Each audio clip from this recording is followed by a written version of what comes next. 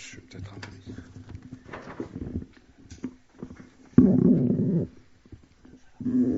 Ah, c'est bon. Merci. Ah, c'est bien, on voit son visage. Bah oui, c'est vrai qu'avec les masques, c'est pas évident. Bon, bonjour à tous, à ceux que j'ai pas salués en arrivant. Donc un grand merci de votre accueil. Ça fait 2 ans que Daniel et Brigitte ils sont chez nous à l'église et on a beaucoup entendu parler de vous, parce qu'ils nous parlent beaucoup de vous et donc c'est un plaisir d'être avec vous et un privilège d'être avec vous ce matin. Et je remercie aussi Dieu pour l'introduction qui a été faite parce que même si je ne vais peut-être pas utiliser le mot cœur ou pas beaucoup, c'est dans la même idée. Qui c'est qui dirige mon cœur? Et c'est un message que j'ai déjà partagé à Trenheim, donc dans mon église. Et c'est un texte qui m'avait frappé il y a quelques jours quand j'ai lu ce texte. Et j'aimerais bien qu'on lise, qu'on commence à lire, donc dans Deutéronome, chapitre 31. Deutéronome, chapitre 31, et on va lire les versets 1 à 8.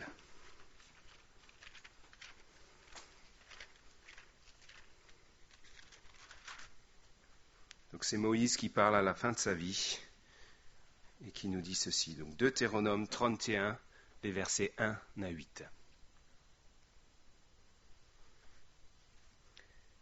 Moïse adressa encore ces paroles à tout Israël. Aujourd'hui, leur dit-il, je suis âgé de 120 ans et je ne pourrai plus sortir et entrer. Et l'Éternel m'a dit, tu ne passeras pas ce Jourdain. L'Éternel, ton Dieu, marchera lui-même devant toi. Il détruira ces nations devant toi, et tu t'en rendras maître. Josué marchera aussi devant toi, comme l'Éternel l'a dit. L'Éternel traitera ces nations comme il a traité Sihon et Og, rois des Amoréens, qu'il a détruits avec leur pays. L'Éternel vous les livrera, et vous agirez à leur égard selon tous les ordres que je vous ai donnés. Fortifiez-vous et ayez du courage. Ne craignez point et ne soyez point effrayés devant eux. Car l'Éternel, ton Dieu, marchera lui-même avec toi. Il ne te délaissera point, il ne t'abandonnera point. Moïse appela Josué et lui dit en présence de tout Israël, « Fortifie-toi et prends courage, car tu entreras avec ce peuple dans le pays que l'Éternel a juré à leur père de leur donner, et c'est toi qui les mettras en possession. L'Éternel marchera lui-même devant toi, il sera lui-même avec toi, il ne te délaissera point, il ne t'abandonnera point. Ne crains point et ne t'effraie point. » Jusqu'ici ce texte et je vais juste encore prier. Oui Seigneur, je veux te remercier pour tout ce que tu as fait parce que tu es au milieu de nous, tu l'as promis et tu le feras. Et comme tu as été avec le peuple, tu ne l'as pas abandonné, tu seras aussi avec nous. Tu veux maintenant faire silence dans nos cœurs pour que nous puissions apprendre de toi. Tu veux m'éclairer par ton esprit pour que je puisse avoir les bonnes paroles et que ce ne soit pas un homme qui parle, mais que ce soit toi qui puisses nous parler, nous guider et nous conduire. Je veux vraiment te louer et te remercier au nom de Jésus. Amen. Donc, on est à la fin de la vie de Moïse. Pendant 40 ans, Moïse, ce serviteur de Dieu, a conduit le peuple d'Israël. D'abord pour la sortie d'Égypte, puis dans le désert. Pendant ces 40 ans, l'Éternel a gardé le peuple, il a nourri le peuple, l'Éternel a parlé au peuple. Dieu a utilisé de façon puissante ce serviteur Moïse pour enseigner, pour conduire et pour guider, et il a montré sa puissance. Et donc Moïse a maintenant 120 ans, il arrive à la fin de sa vie, il sait qu'il va mourir, le verset 2 nous dit clairement que Dieu lui a dit, c'est pour toi, c'est la fin de la route, tu vas me rejoindre et tu ne vas pas rentrer dans ce pays. Mais avant de mourir, Moïse laisse au peuple des derniers conseils. Et ça en fait partie, les derniers conseils que Moïse donne à Josué et à tout le peuple. Et dans ces quelques versets, on a 3 fois la même phrase. Alors, il y a plusieurs mots qui sont dits plusieurs fois, et c'est souvent important quand il y a des répétitions. Au verset 3, il est dit « L'Éternel, ton Dieu, marchera lui-même devant toi. Il détruira ces nations, etc. » Verset 6, « Fortifie-toi, ayez du courage, ne craignez point, ne soyez point effrayés devant eux, car l'Éternel, ton Dieu, marchera lui-même avec toi, il ne te délaissera point, il ne t'abandonnera point. » Et verset 8, « L'Éternel marchera lui-même devant toi, il sera lui-même avec toi. » Donc c'est ces mots, c'est ce bout de phrase qui m'avait interpellé. « L'Éternel, ton Dieu, marchera lui-même devant toi. » On a 3 fois cette phrase. Verset 3, verset 6, verset 8. Et c'est surtout, quand j'avais lu ce texte il y a quelques jours, c'est ces mots « lui-même » qui m'ont interpellé. Et je pense qu'ils sont importants. Ils mettent une vérité en avant. Dieu lui-même marchera avec vous. À la limite, ces mots, on peut les enlever dans la phrase. On pourrait dire « L'Éternel, ton Dieu, marche devant toi ». C'est aussi français. Mais l'auteur a rajouté « L'Éternel, ton Dieu, marchera lui-même avec toi ». Et c'est ce qui m'a interpellé. Et je pense qu'on peut se poser la question, chacun peut se poser la question à lui-même, est-ce qu'on est conscient de cela? Est-ce qu'on est conscient que Dieu lui-même marche avec nous? Il ne nous enverra pas seulement une force, il ne nous enverra pas seulement un serviteur, il n'enverra pas un ange, mais il marche lui-même avec nous. Et c'est ce qui m'a interpellé dans notre texte. Est-ce que Dieu marche avec nous? Il ne faut pas seulement marcher avec un bon serviteur. Je dirais même qu'il ne faut pas seulement marcher avec la Bible, il faut marcher avec Dieu. Et quand j'observe le monde évangélique un petit peu, je constate que trop souvent, on marche avec la Bible, ou plutôt avec notre compréhension biblique, ou avec notre interprétation du texte biblique, mais ce n'est pas ce que le texte dit. Il est dit ici que l'Éternel lui-même marchera avec nous, avec toi. Moïse n'a pas dit que c'est les commandements de Dieu qui marcheront devant toi, mais c'est Dieu lui-même. Est-ce qu'on est conscient de cela? Il n'est pas marqué « Josué marchera devant toi ». Moïse n'a pas dit « Josué me remplacera ». Non, il a dit « Dieu lui-même sera le guide, sera le chef ». Et malheureusement, souvent, on s'attache à des hommes. Et si on reprend l'histoire d'Israël, on connaît l'histoire et on sait tout ce que ce peuple a vu. En Égypte, ils ont vu des choses glorieuses. Durant ces 40 ans dans le désert, ils ont vu des choses glorieuses. Ils ont été nourris dans un désert. Les habits ne se sont pas cassés, les chaussures ne se sont pas usées. Ils ont entendu Dieu au mont Sinaï. Et pourtant, dans Exode chapitre 32, ce texte très connu qu'on connaît, mais on peut le lire, Exode chapitre 32, il est dit, c'est au début de leur cycle dans le désert, après qu'ils aient vu la gloire de Dieu traverser la mer Rouge, etc. Il est dit, Exode 32, je vais lire les versets 1 à 8. Donc Exode chapitre 32, versets 1 à 8. Le peuple, voyant que Moïse tardait à descendre de la montagne, s'assembla autour d'Aaron et lui dit, « Allons, faisons-nous un Dieu qui marche devant nous, car ce Moïse, cet homme qui nous a fait sortir du pays d'Égypte, nous ne savons ce qu'il est devenu. » Aaron leur dit, « ôtez les anneaux d'or qui sont aux oreilles de vos femmes, de vos fils et de vos filles, et apportez-les-moi. » Et tous ôtèrent les anneaux d'or qui étaient à leurs oreilles et les apportèrent à Aaron. Il les remit de leurs mains, jeta l'or dans un moule et fit un veau en métal fondu. Et ils dirent, « Israël, voici ton Dieu qui t'a fait sortir du pays d'Égypte. » Lorsque Aaron vit cela, il bâtit un autel devant lui et s'écria, « Demain il aura une fête en l'honneur de l'Éternel. » Le lendemain, ils se levèrent de bon matin, ils offrirent des holocaustes et des sacrifices d'action de grâce. Le peuple s'assit pour manger et pour boire, et ils se levèrent pour se divertir. L'Éternel dit à Moïse, « Va, descends, car ton peuple que tu as fait sortir du pays d'Égypte s'est corrompu. Ils se sont promptement écartés de la voie que je leur avais prescrite.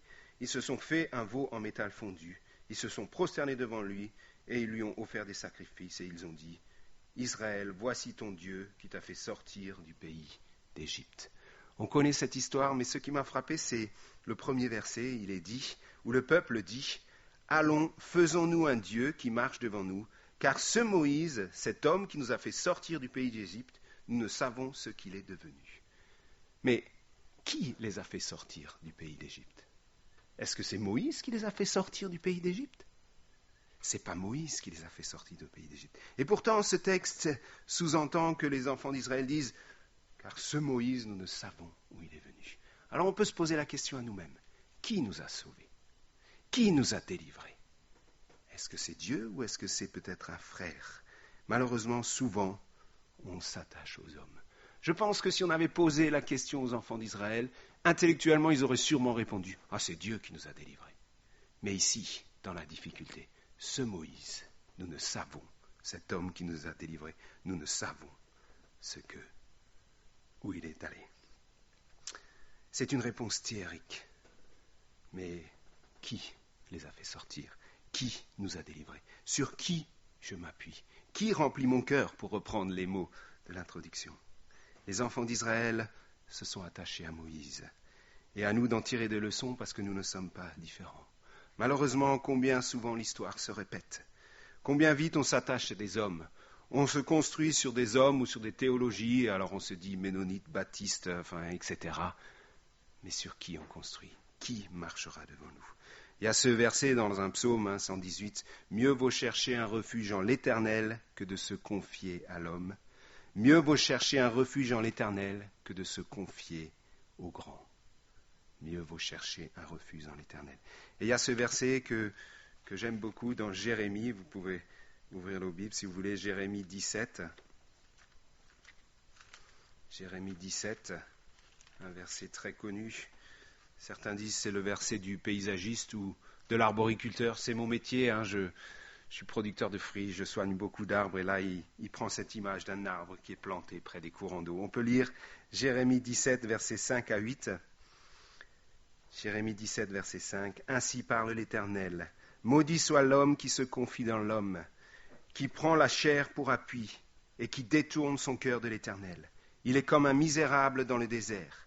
Il ne voit point arriver le bonheur. Il habite les lieux brûlés du désert, une terre salée et sans habitants. Béni soit l'homme qui se confie dans l'Éternel, et dont l'Éternel est l'espérance. Il est comme un arbre planté près des eaux, et qui étend ses racines vers le courant. Il n'aperçoit point la chaleur quand elle vient, et son feuillage reste vert.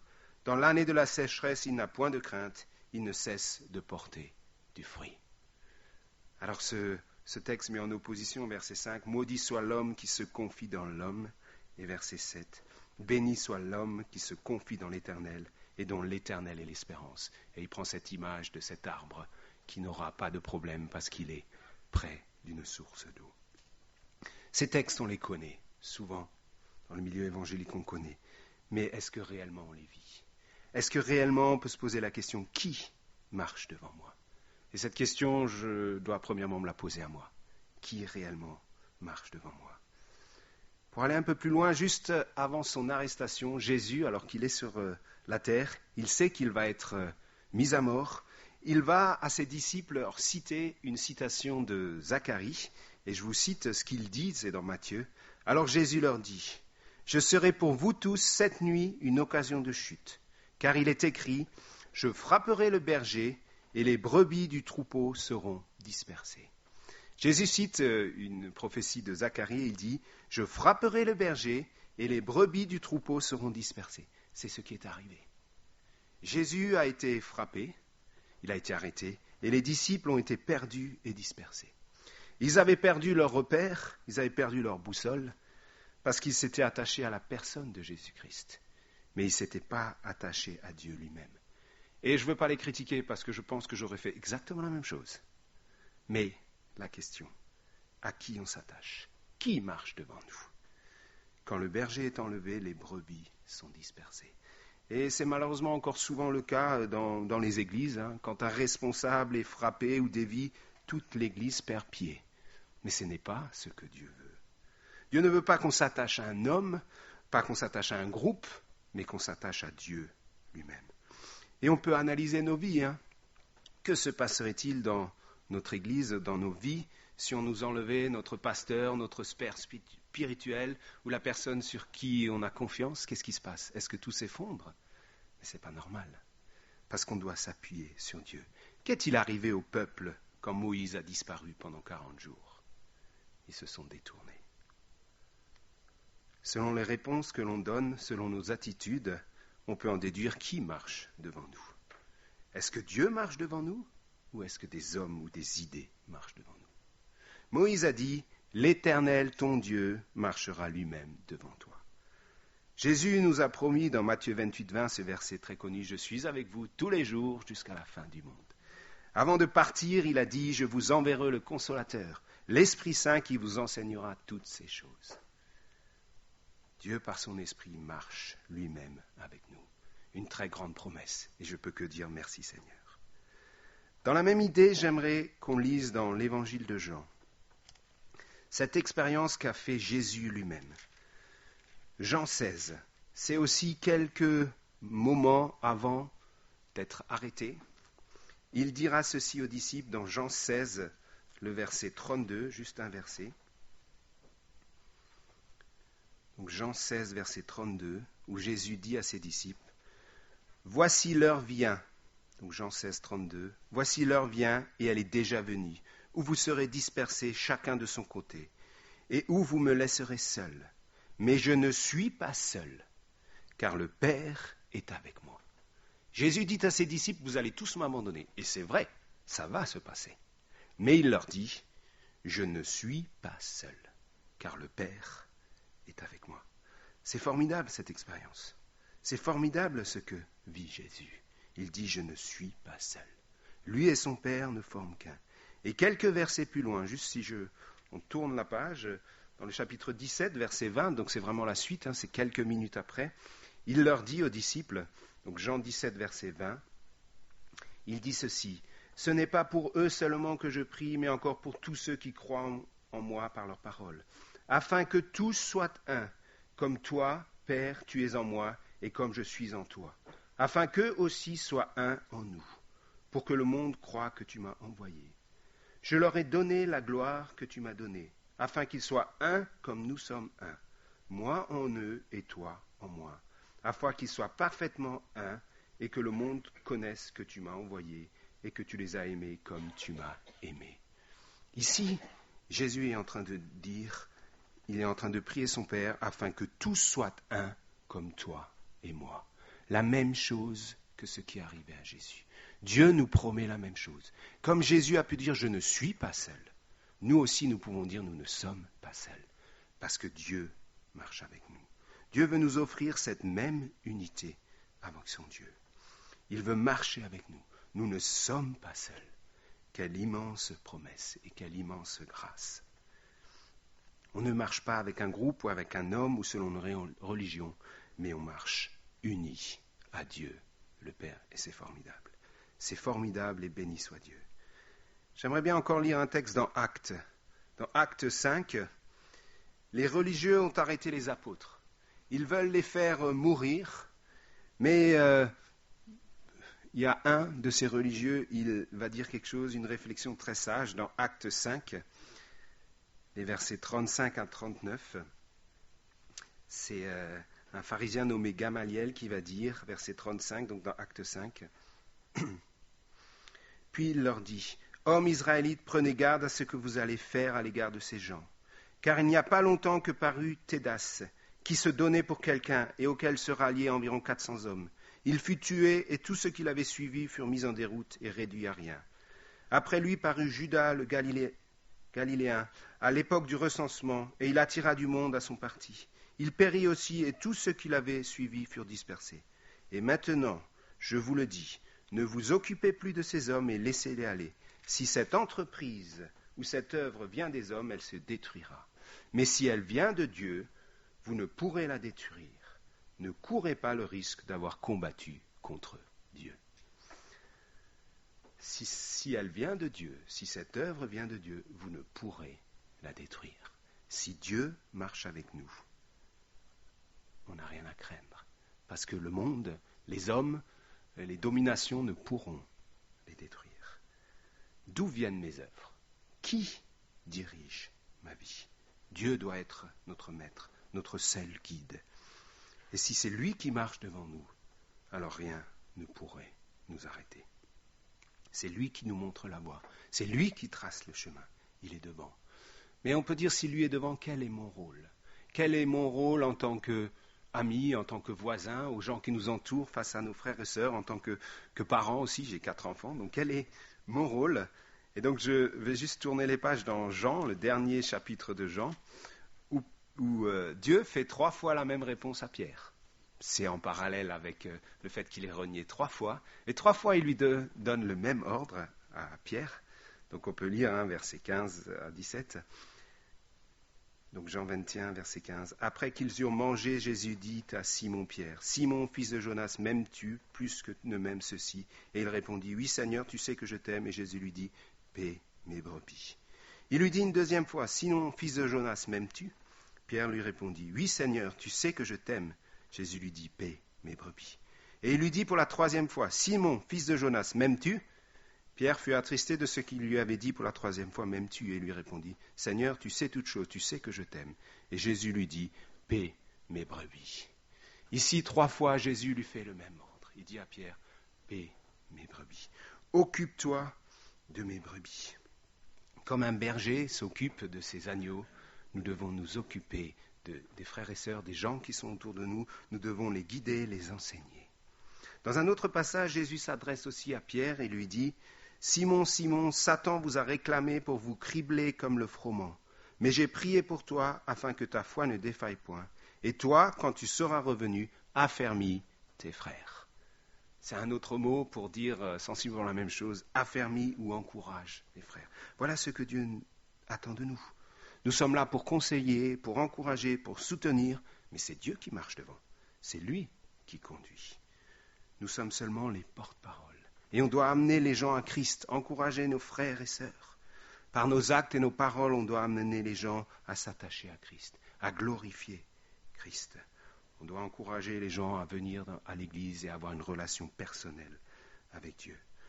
Malheureusement, ce rôle de conseil et d'encouragement, il est parfois dur à tenir. Si j'analyse nos vies ou le monde évangélique ou soi-disant chrétien, combien souvent, au lieu d'encourager, on est plutôt dans la critique et on détruit. Avec ce genre d'attitude, est-ce que Dieu marche devant nous ? On peut se poser la question. Parce que Dieu ne force pas. Le Saint-Esprit ne force pas, ne s'impose pas. Il nous donne simplement des conseils et des recommandations. Jacques, le frère de Jésus, nous parle de la langue, des dangers qu'on peut faire avec la langue et du pouvoir et des dégâts qu'on peut faire avec la langue. Et j'aimerais bien qu'on lise ce texte très connu dans Jacques.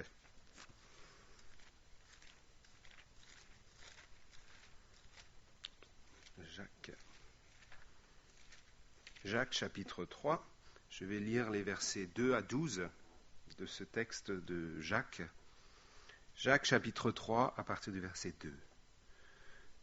Nous bronchons tous de plusieurs manières. Si quelqu'un ne bronche point en parole, c'est un homme parfait, capable de tenir tout son corps en bride.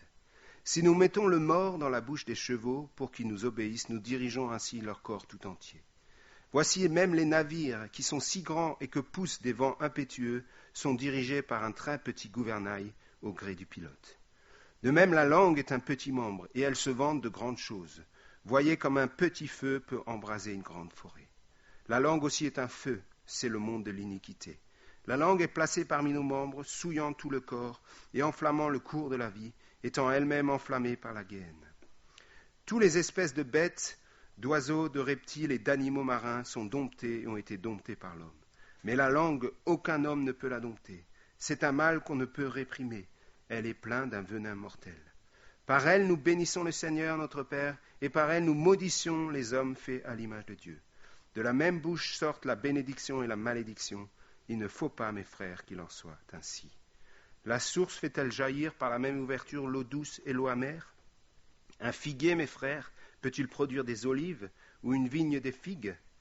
De l'eau salée ne peut pas non plus produire de l'eau douce. Alors c'est un texte très riche, mais j'aimerais juste relever quelques points, c'est les versets 9 à 10, où Jacques dit, par elle, par la langue, nous bénissons le Seigneur notre Père, et par elle nous maudissons les hommes faits à l'image de Dieu. De la même bouche sortent la bénédiction et la malédiction. Il ne faut pas, mes frères, qu'il en soit ainsi. Alors, verset 9, il commande, par elle nous bénissons. Dans ce cas, je peux dire, Dieu marche devant nous. Mais il continue, il dit, par elle, par la même langue, nous maudissons. Et là, c'est pas la même chose. Dans ce cas, qui dirige ma vie ? Parce qu'au verset 6, il est très fort avec la langue. Il dit, c'est un feu, c'est le monde de l'iniquité. Fin du verset 8, il dit, c'est un mal qu'on ne peut réprimer, elle est pleine d'un venin mortel. Ce sont des mots très durs. Mais avec ces attitudes, est-ce que Dieu marche devant nous ? Jacques conclut, verset 10, « Il ne faut pas, mes frères, qu'il en soit ainsi. » Si Dieu marche avec nous, il ne faut pas qu'il en soit ainsi. C'est des exemples pour nous aider à voir qui marche devant nous. En tout cas, Dieu veut marcher devant nous, avec nous. Si je reviens dans Deutéronome, le texte que j'ai lu au début, le peuple a eu des grandes difficultés. Ils ont désobéi, ils ont fait de nombreuses erreurs. Ils viennent de faire 38 ans d'errance dans le désert. Pourtant, est-ce que Moïse leur fait des reproches ? il ne leur fait pas de reproches. Mais il les encourage.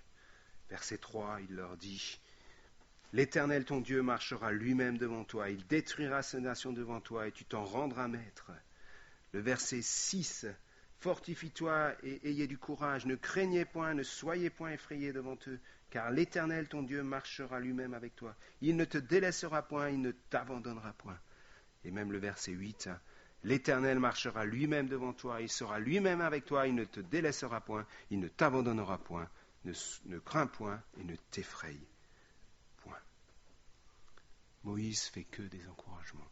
Il dit, il répète au peuple les promesses de Dieu. Dieu ne t'abandonnera pas. Fortifie-toi, prends courage. À nous de prendre exemple et d'être des hommes et des femmes qui encouragent et qui affermissent les autres. Moïse avait cette capacité parce qu'il avait totale confiance en Dieu. Il sait que Dieu gardera Josué et le peuple. Moïse avait la certitude que Dieu marchera lui-même devant son peuple. Et pour finir, j'aimerais prendre un dernier passage. C'est un passage de la vie du roi Ézéchias, un des rois de Juda. C'est une période où le roi est acculé. L'armée du roi Assyrie est aux portes de Jérusalem. Et le chef de cette armée va s'adresser au roi Ézéchias. On peut prendre dans 2 Rois. Donc le peuple Ézéchias est dans une difficulté. La grande armée du roi Assyrie est devant lui. Et humainement, il a peu de chance. Mais le chef de cette armée, il va lui poser une question. Donc dans 2 Rois 18, les versets 19 à 20. Rabshaké, c'est le chef de cette armée. Il va poser une question. Il s'adresse à tous les soldats et il leur dit, donc 2 Rois 18, verset 19, Rabshaké leur dit, « Dites à Ézéchias, ainsi parle le grand roi, le roi d'Assyrie. Quelle est cette confiance sur laquelle tu t'appuies? Tu as dit, il faut pour la guerre de la prudence et de la force, mais ce ne sont que des paroles en l'air. En qui donc as-tu placé ta confiance pour t'être révolté contre moi? » Ici, ce chef d'armée pose une question. Quelle est cette confiance sur laquelle tu t'appuies? En qui donc as-tu placé ta confiance? Et je pense que pour nous aussi, on peut se poser cette question. En qui avons-nous placé notre confiance? Sur qui on s'appuie? Est-ce que c'est sur des paroles d'homme, sur les actions d'un homme, ou c'est sur Dieu? Sur qui repose ta confiance? Sur ta force, ta sagesse, ton savoir, ton compte en banque, ou je ne sais pas, on pourrait encore citer d'autres choses. Sur qui tu t'appuies? Dieu marchera lui-même devant toi. Voilà, que Dieu vous donne grâce de mettre ces choses en pratique et de les vivre. Amen.